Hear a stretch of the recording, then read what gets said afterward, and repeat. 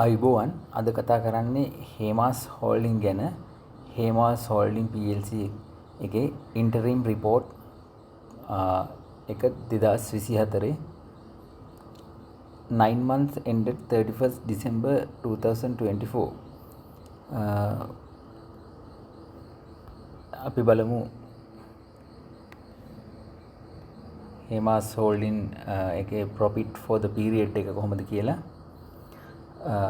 මේ බලන අති විශාල ලෙස වැඩි වෙලා තිනවා මේ 2023 12 වෙනි මාසෙට සාපේක්ෂව 2024 12 වෙනි මාසෙ වෙනකොට අති විශාල වැඩිවීමක්.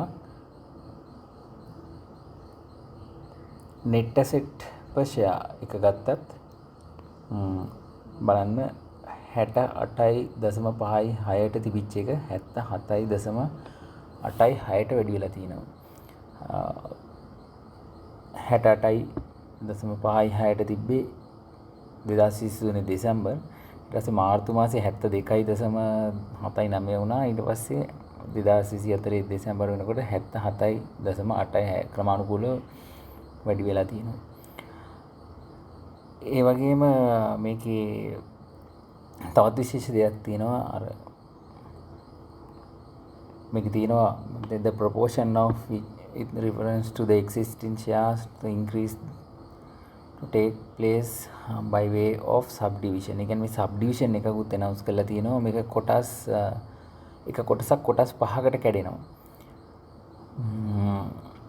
මේකෙත් රෙකෝඩ් ඩේට් එක විදිහට තමයි මේ අප්‍රේල් 30 2025 අප්‍රේල් 30 සඳහන් වෙන්නේ. ඉතින් මේකත් ෂෙයා ප්‍රයිස් එක කියලා යන්න බලපාන්න පුළුවන්. ඒ වගේම තවත් විශේෂ දෙයක් තමයි මේ කන්සියුමර් සෙක්ටරේට අයිති මේක ඊටා විශාල වශයෙන් මේ දවස්වල කතා වුණා. ගොඩක් වෙලාවට පර්ස් කැපිටල් එකෙත් මම දැක්කා මේක රෙකමන්ඩ් කරලා තියෙන ෂෙයා එකක්.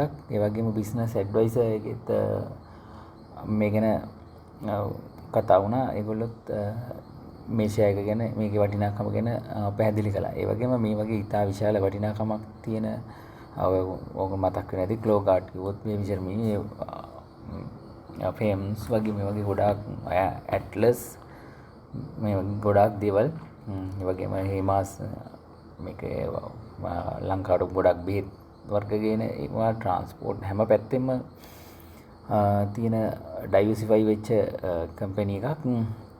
මේ ගැනත් ඔයගොල්ලෝ පොඩ්ඩක් තව ටිකක් හොයලා බලලා හොඳ තීරණයක් ගන්න. මේක buy and sell recommendation එකක් නෙමෙයි.